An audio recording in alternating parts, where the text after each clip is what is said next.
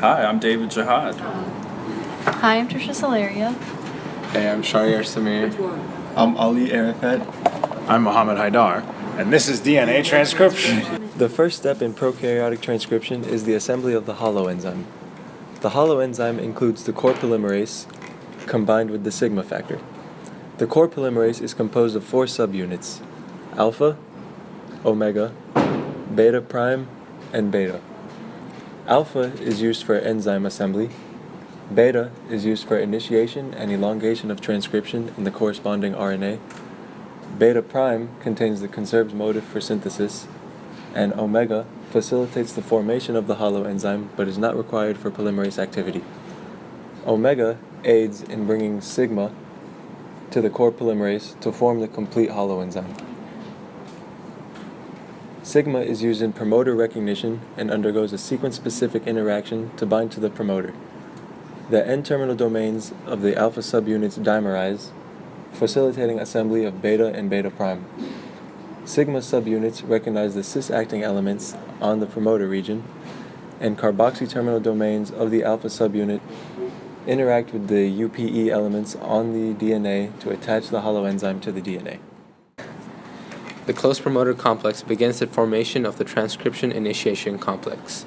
After the nonspecific binding of the RNA polymerase to the DNA, it migrates towards the promoter sequence.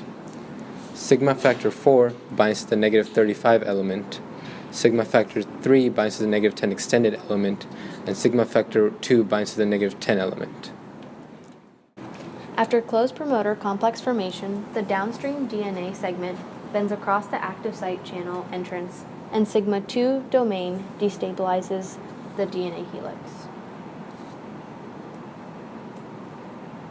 Next, sigma 1 domain moves away from the active site of the channel so that double-stranded DNA can enter the active site.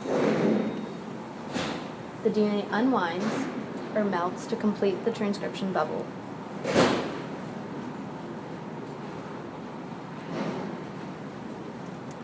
NTPs can now move into the catalytic site so that RNA synthesis can begin.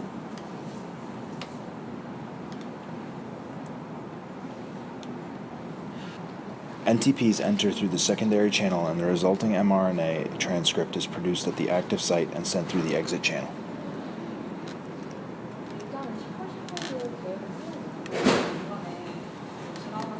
The upstream portion of the promoter is still bound to sigma subunit domain 3. DNA needs to be scrunched into the RNA polymerase. Newly made RNA displaces the sigma subunit 3 and leads to abortive transcripts of 2 to 13 nucleotides.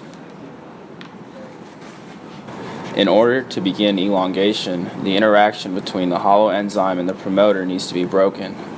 Using DNA scrunching, the sigma subunit is released from the promoter.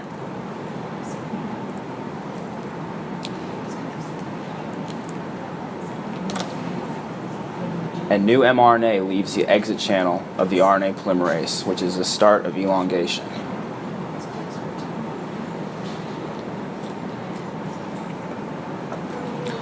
RNA polymerase transitions to elongation mode and moves downstream, or 5' to 3', down the template strand. As RNA polymerase moves down the template strand, nucleotides that are complementary to the template strand enter through the secondary channel of the polymerase and are added to the RNA-DNA hybrid at the active site. This growing mRNA chain exits through the exit site of the RNA polymerase. RNA polymerase moves downstream until termination. When RNA polymerase reaches an AT-rich sequence bounded by clusters of GC pairs, a protein called Rho factor, or Rho, binds to a pyrimidine-rich sequence on the mRNA called the Rut site. The Rut site stands for Rho utilization site. Rho is a homohexameric molecule that has 2 domains that are crucial to termination. The primary RNA binding site called the N-terminal region, and the secondary RNA binding site called the C-terminal region. The N-terminal region of Rho binds to the Rut site.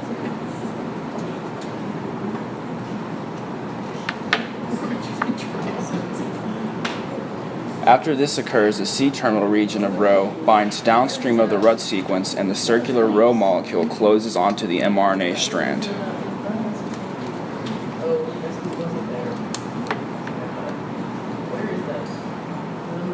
Utilizing ATP hydrolysis, Rho slides down the mRNA like a clamp until Rho reaches the elongation complex.